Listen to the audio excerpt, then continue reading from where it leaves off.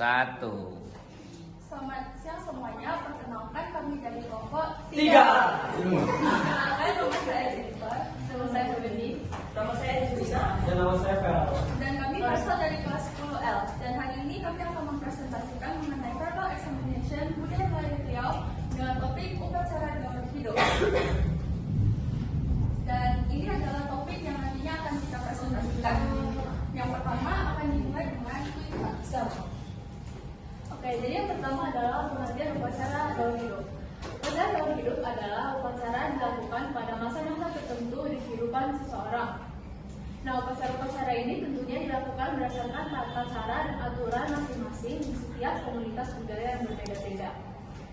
Upacara gawat hidup ini dapat dibagi menjadi 5 fase yang dilaksanakan sejak masa kehamilan hingga kematian seseorang. 5 fase ini pada dasarnya adalah masa peralihan bagi mereka dan dilakukan berdasarkan tata cara dan aturan tersendirinya. Jadi untuk pertama adalah kehamilan. Kehamilan ini adalah upacara yang dilakukan sebagai ucapan syukur atas kehamilan dan berharap akan mendapat keturunan yang baik, mendoakan kesehatan ibu dan supaya sepanjang masa kehamilan itu tidak ada kendala apapun. Nah, ada juga upacara dalam masa kehamilan ini. Yang pertama adalah meniga bulan. Meniga bulan ini adalah upacara yang dilakukan pada masa kandungan 3 bulan untuk mengecek apakah ibu benar-benar hamil, karena pada masa 1-2 bulan itu dianggap hanya mengidap. Yang kedua adalah menempah bidan. Menempah bidan ini adalah masa untuk memilih bidan yang nantinya akan membantu dalam proses persalinan. Bidan ini akan dipilih oleh calon ayah atau keluarga dari calon ibu berdasarkan mufakat keluarga. Bidan yang dipilih ada 2, yaitu bidan yang di atas dan di bawah. Yang di atas nantinya akan membantu calon ibu, sedangkan yang di bawah akan membantu calon bayinya. Nah, ini dilakukan untuk membentuk suatu ikatan emosional dengan sang ibu dan sang bidan supaya pada masa persalinan nanti tidak ada kecanggungan. Dan yang terakhir adalah menuju bulan. Menuju bulan ini adalah upacara yang dilakukan pada saat usia kandungan sudah mencapai 7 bulan atau menuju 7 bulan. Nah, upacara ini dilakukan untuk mengevaluasi kembali kesehatan sang calon ibu dan untuk mempersiapkan pada masa persalinan nantinya.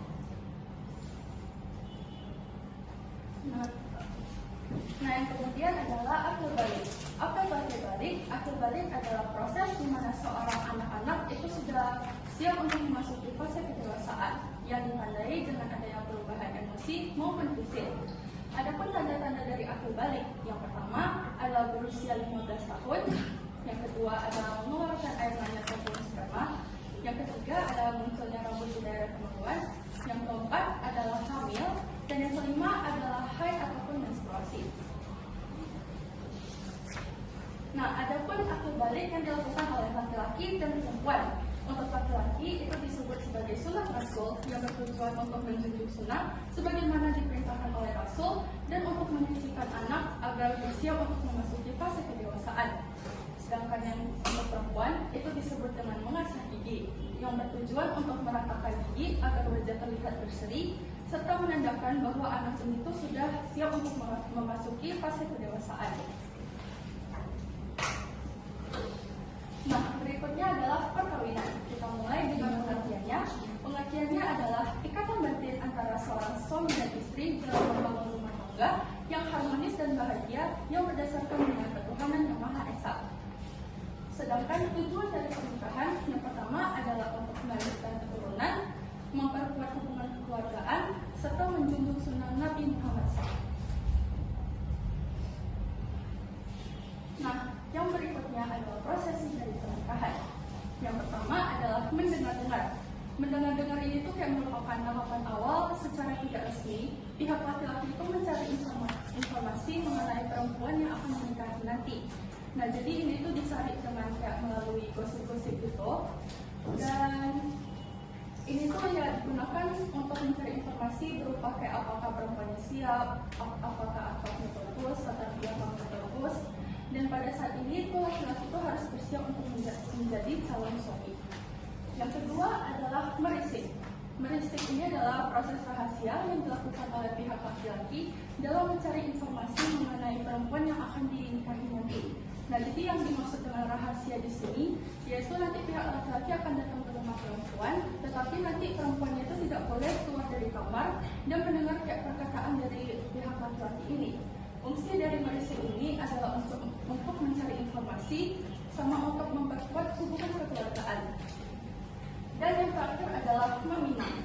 Meminang ini itu merupakan proses lamaran yang dilakukan oleh pihak laki-laki yang menuju pihak perempuan dengan membawa kayak kertas sendiri sebagai tradisi adat begitu. Nah, jadi kematian sendiri adalah fase terakhir dari kehidupan. Jadi, pada zaman dahulu, kematian disampaikan dengan penggunaan tabu dengan frekuensi dan interval tertentu. Nah, untuk kematian orang dewasa disampaikan dengan pukulan sebanyak 7 kali dengan jarak pukulan 1 nafas. Sedangkan untuk kematian seorang anak kecil dengan pukulan 5 kali dengan jarak interval setengah nafas. Jadi upacaranya itu diisi dengan yasna dan keduri. Jadi kan sebelum upacara itu akan dilaksanakan yang namanya merapikan posisi, yang dimana posisi jenazah akan dirapikan agar tidak menakutkan. Lalu setelah itu jenazah akan dibandikan agar dalam keadaan suci saat menghadapi Yang Maha Kuasa. Setelah itu jenazah akan dilapisi dalam kain kafan dan dilaksanakan sholat jenazah. Upacara yang terdapat pada kematian itu berdasarkan interval waktu, yakni 3 bulan untuk 3 hari setelah kematian, menuju bulan untuk 7 hari setelah kematian, dan 40 hari untuk 40 hari setelah kematian, serta 100 hari. Tradisi yang terdapat dalam upacara daur hidup kematian yang pertama ialah ziarah, yakni mengunjungi makam kerabat atau keluarga dekat pada hari raya Idul Fitri dan pada awal Ramadan. Mereka akan membersihkan makam kerabat atau keluarga dekat pada hari raya Idul Fitri dan pada awal Ramadan. Mereka akan membersihkan makam tersebut serta membacakan surat Yasin. Hal ini mengingatkan mereka akan kematian yang tak dapat dihindari. Nah, itu ialah tradisi takziah yang dimana kita akan mengunjungi keluarga atau kerabat yang tengah berduka, menyampaikan doa-doa baik, serta turut merasa berduka. Lalu yang terakhir ialah melayat yang berasal dari 2 kata, yakni melihat mayat. Berarti kita akan mengunjungi rumah duka untuk melihat mayat yang belum dikubur. Selanjutnya saya akan menjelaskan fungsi dari upacara daur hidup. Terdapat 2 fungsi, yakni fungsi keagamaan dan fungsi sosial. Jadi fungsi keagamaan ini berarti upacara daur hidup mendorong kita sebagai orang-orang Melayu untuk menjalankan hidup dengan berdasar kepada syariat Islam. Melayu sendiri sering sekali diasosiasikan dengan yang namanya Al-Quran dan agama Islam. Oleh karena itu, upacara hidup memiliki fungsi keagamaan. Untuk fungsi sosial, upacara daur hidup mendorong terjadi interaksi sosial, yang dimana mereka akan bekerja sama untuk memenuhi kebutuhan upacara daur hidup dan juga bermusyawarah agar upacara daur hidup dapat berjalan dengan lancar dan baik sesuai dengan keinginan. Oke, selanjutnya saya akan membahas mengenai mengapa upacara daur hidup harus dipelajari. Nah, seperti kita tahu, upacara daur hidup ini adalah upacara yang dilakukan oleh setiap individu yang berasal dari Melayu. Yang dimana pada Melayu ini terdapat 5 fase kehidupan. Yang pertama itu adalah kehamilan, kelahiran, akil balik, perkawinan, dan juga kematian. Yang dimana tiap individu ini akan melewati masa-masanya. Oleh sebab itu ada suatu upacara daur hidup. Nah, upacara daur hidup ini menandakan bahwa seorang individu telah siap untuk memasuki fase hidup berikutnya. Nah, jadi kenapa sih upacara daur hidup ini penting? Jadi upacara daur hidup ini penting karena upacara daur hidup ini juga mengajarkan kepada masyarakat-masyarakat untuk dapat menghargai setiap fase-fase kehidupan. Tidak hanya itu, upacara daur hidup ini juga menjadi suatu pedoman bagi masyarakat agar dapat menjalankan kehidupan sehari-hari sesuai dengan adat istiadat ataupun budaya-budaya dari Melayu. Nah, dari hasil presentasi kami, saya akan menyimpulkan bahwa upacara daur hidup ini adalah upacara yang dilakukan oleh setiap individu yang berasal dari Melayu. Yang dimana hal ini menandakan bahwa setiap individu telah siap untuk memasuki fase kehidupan selanjutnya. Yang dimana telah kami bahas terdapat 5 fase, mulai dari kehamilan, kelahiran, akil balik, perkawinan, dan juga kematian. yang dimana tiap-tiap fase ini memiliki upacara-upacara adat tertentu serta tradisi-tradisi yang berbeda pula.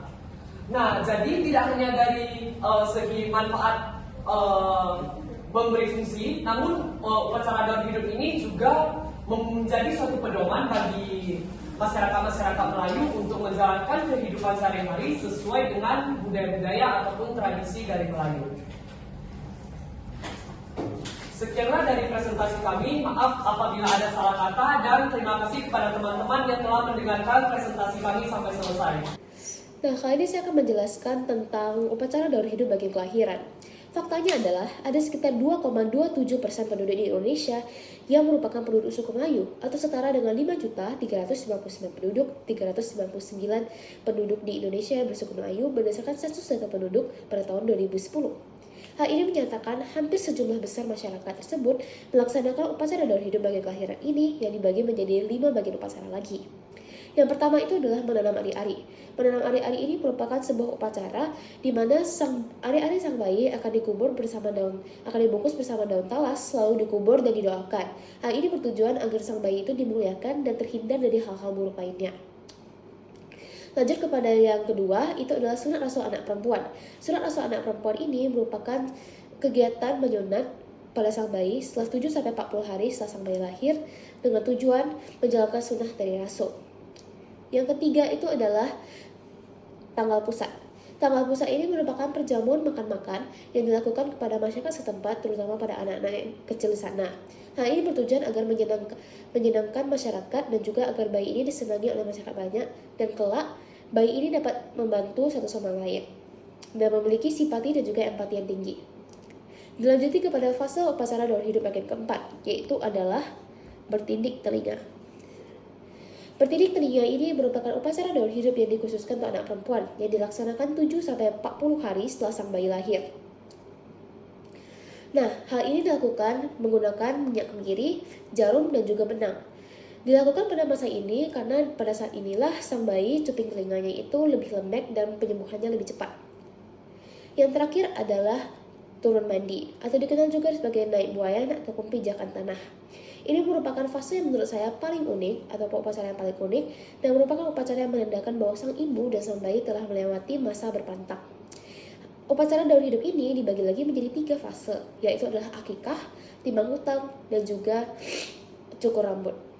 Cukur rambut ini merupakan fase upacara bagian ini yang mengharuskan masyarakat untuk mencukur sebagian kecil rambut dari sang bayi agar tujuannya adalah kelak sang bayi itu tidak sakit-sakitan. Konon, Allah pernah menyatakan bahwa jika rambut sang bayi itu tidak dicukur dalam jumlah sedikit atau lumayan banyak, maka kelak dia juga akan sakit-sakit. Lanjut kepada yang kedua, itu adalah akikah.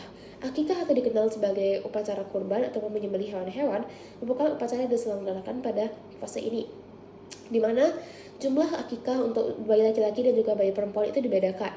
Untuk bayi laki-laki itu berjumlah 2 ekor kambing ataupun domba kondisi sehat, sedangkan perempuan hanya membutuhkan 1 ekor kambing ataupun domba kondisi sehat. Namun kembali lagi kepada kondisi ekonomi masing tiap keluarga. Lanjut kepada yang terakhir, itu adalah timbang hutang. Timbang hutang ini merupakan upacara yang dimana kita memperkirakan hutang sang bidan terhadap sang ibu dan bayi. Hutang ini dibayarkan melalui sebuah papan telur, seekor ayam, dan seterusnya. Sekarang saya akan lanjut membahas tentang prosesi adat pernikahan Melayu. Seperti yang sudah dibahas oleh temanku sebelumnya, adat pernikahan Melayu terdiri dari beberapa tahapan penting. Sekarang saya akan lanjut membahas dari tahapan antar tanda pertunangan. Setelah lamaran diterima, pihak laki-laki memberikan antaran berupa tepak sirih, cincin emas, pakaian, dan buah-buahan sebagai simbol kesungguhan. Perjanjian dibuat untuk mengatur sanksi jika salah satu pihak membatalkan. Selanjutnya, ada antar belanja, di mana pihak laki-laki menyerahkan uang dan perlengkapan yang disepakati saat lamaran. Kegiatan ini juga menjadi kesempatan untuk menentukan waktu pelaksanaan pernikahan.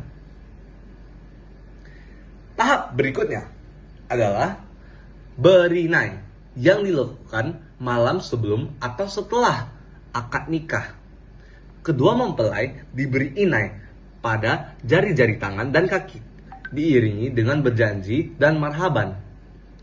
Kemudian, akad nikah menjadi momen sakral yang mengikat kedua mempelai dalam perjanjian berdasarkan syariat Islam. Biasanya dilakukan setelah maghrib di rumah pengantin perempuan atau masjid. Ada pula tradisi berandam yang dilakukan oleh pengantin perempuan untuk membersihkan diri dan mempercantik diri.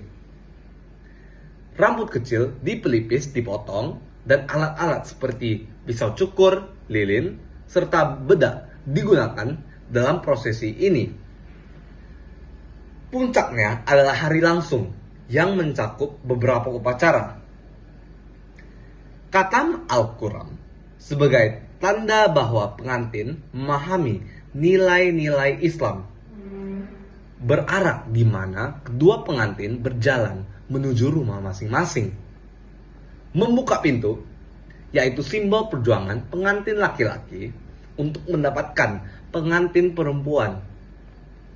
Bersanding, itu momen di mana pengantin duduk bersama di pelaminan, melambangkan perlindungan dari mempelai laki-laki.